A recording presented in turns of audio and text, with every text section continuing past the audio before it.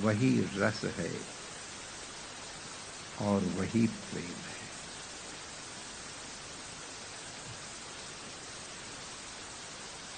वो प्रेम में परमात्मा सब में व्याप्त है, सब उसमें ही जन्मते हैं, सब उसमें ही स्थित रहते हैं और सब उसी में लय हो जाते हैं। इसलिए संसार में ऐसा कोई नहीं है जो प्रेममय न हो।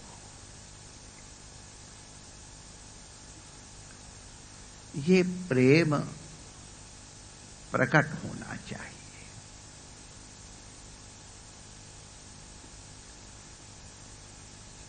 प्रेम जहां प्रकट है वही अगर अप्रकट प्रेम वाला स्पर्श कर ले तो उसमें भी प्रेम प्रकट हो जाता है। जैसे समस्त काष्ठ में, समस्त ईंधन में अग्नि विद्यमान है, लेकिन वो काष्ठ में विद्यमान अग्नि हमें ऊष्मा नहीं दे सकती है, प्रकाश नहीं दे सकती है, हमारा भोजन रंधन नहीं कर सकती है। यदि वो काष्ठ इसी प्रज्वलित काष्ठ के साथ संयुक्त हो जाए तो उस संयोग मात्र से जो ये अप्रज्वलित काष्ठखंड है वो भी प्रज्वलित हो जाता है। इसी प्रकार उस परम प्रेममय से जिसमें प्रेम प्रकट है, यदि उससे किसी का संस्पर्श हो जाए तो जहां प्रेम प्रकट नहीं है वहां भी वो प्रकट हो जाता है। संसार में ऐसा कोई नहीं है जिसमें प्रेम नहीं है। अरे दुष्ट से दुष्ट राक्षसों में, हिंस्र जंतुओं में भी अपनी पत्नी के लिए, अपनी पति के लिए, अपने बच्चों के लिए तो प्रेम होता ही है। बिना घृणा के रहा जा सकता है, बिना द्वेष के रहा जा सकता है, लेकिन बिना प्रेम के जीवन ही नहीं है। प्रत्येक परमाणु भी, एक एक परमाणु भी प्रेम से संयुक्त है। ये जो एक परमाणु से दूसरे परमाणु का आकर्षण है वो आकर्षण ही तो प्रेम है। समस्त ब्रह्मांड की स्थिति उसी प्रेम से है। हमारे भौतिक शास्त्र के विद्वान, फिजिक्स के विद्यार्थी जानते हैं ये समस्त ब्रह्मांड में ये कैसे टिका, इक्विलिब्रियम कैसे है।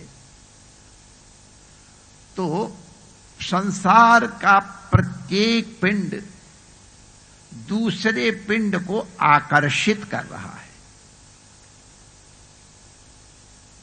इसको फिजिक्स की भाषा में कैपिटल जी से डिनोट करते हैं।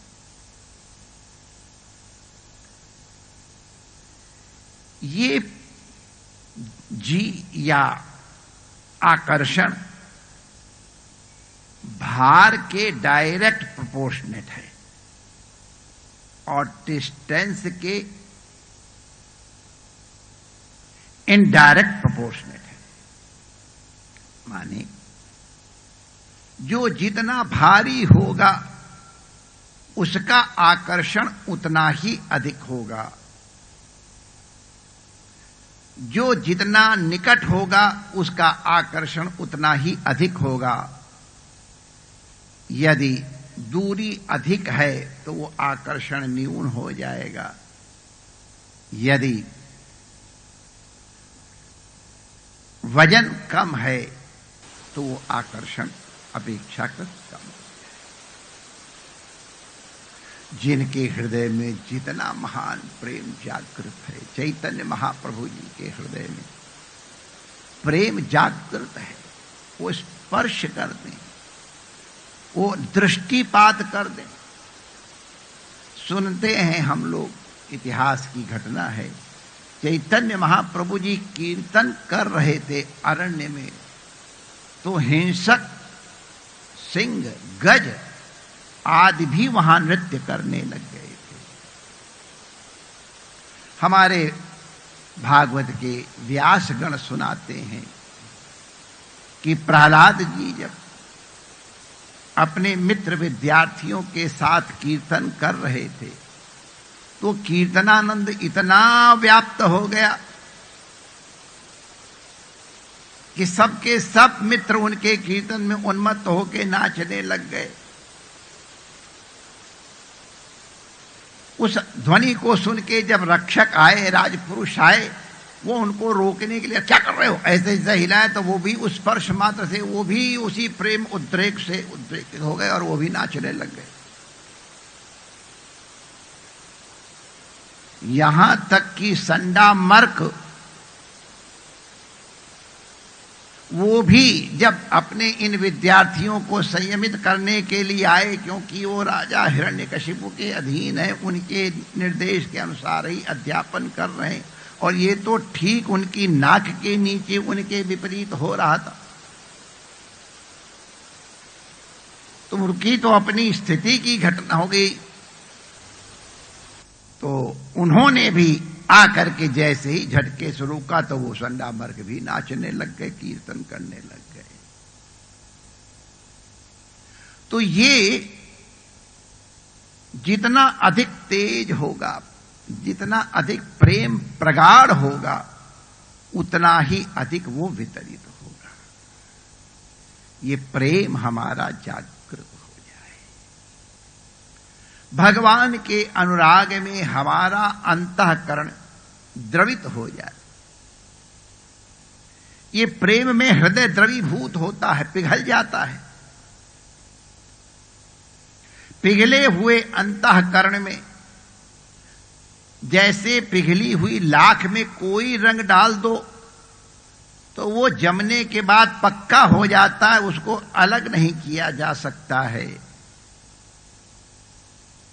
उसी प्रकार ये पिघले हुए द्रवित अंतःकरण में यदि कृष्ण राग अनुरंजित हो जाए तो अंतःकरण कृष्ण प्रेममय हो जाता है।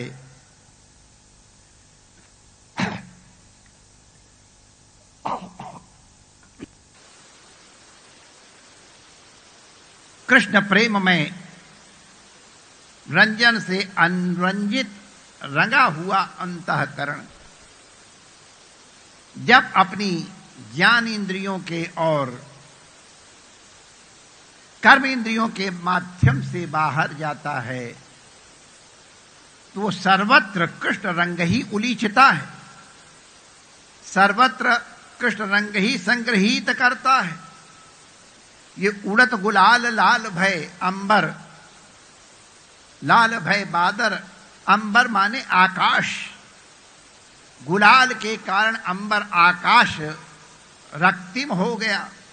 ये रक्त अनुरंजन है, प्रेम का प्रतीक है। पराम्बा भगवती को कहा जाए सिंदूरारुण विग्रहम त्रिनयना, भगवती अरुण वर्णा है। आद्राम, भगवती आद्र हैं क्योंकि वो करुणामयी हैं। भगवती की करुणा, भगवती का स्नेह, यही आरुण्य है, यह उनका अनुराग है, उनकी कृपा है। तो ये उड़द गुलाल लाल भय अंबर का तात्पर्य आकाश हो गया लाल रंग का, कृष्ण प्रेममय हो गया। ये एक उदाहरण है। आकाश के अंबर के लाल हो जाने से, अनुरक्त हो जाने से पृथ्वी, जल, तेज, वायु इनका भी अत्याहार हो जाता है। माने ये पांचों तत्व अनुरक्त हो जाते हैं, अनुरंजित हो जाते हैं। पंच तत्व में ये संसार है, इसलिए समस्त संसार कृष्ण प्रेम से अनुरंजित हो जाता है। और तब जो अनुरंजित अंतःकरण वाला साधक है, जित देखूं तित श्याममयी है। लाली मेरे लाल की, जित देखूं तित लाल। लाली देखन मैं गई, मैं भी हो गई लाल। ये प्रेम का, अनुरंजन का ही प्रभाव है कि हिरण्यकशिपु के इतने अधिक कष्ट देने पर भी प्रहलाद का अनुरंजित अंतःकरण द्वेष नहीं कर पाया अपने पिता से, अपने गुरु से भी द्वेष नहीं कर पाया। जिनकी दुर्गति हुई थी उनके प्रति भी सद्गति की भावना की। ये कृष्ण प्रेम से अनुरंजित अंतःकरण का प्रभाव है। और उसी अनुरंजित अंतःकरण के प्रेम के प्रभाव से प्रहलाद हिरण्यकशिपु की भी सद्गति की प्रार्थना प्रभु से करते हैं। निज प्रभु मैं देखें जगत कासन करें विरोध, ये विरोध नष्ट हो जाता है। बोली इसी प्रेम का त्योहार है। इस दिन जब निकलेंगे तो फिर कोई दुश्मन नहीं दिखाई पड़ता है, कोई ऊंच नीच नहीं दिखाई पड़ता है।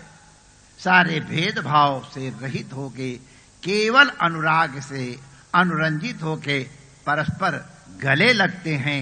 गले लगने का मतलब अभेदा अनुभव करते हैं।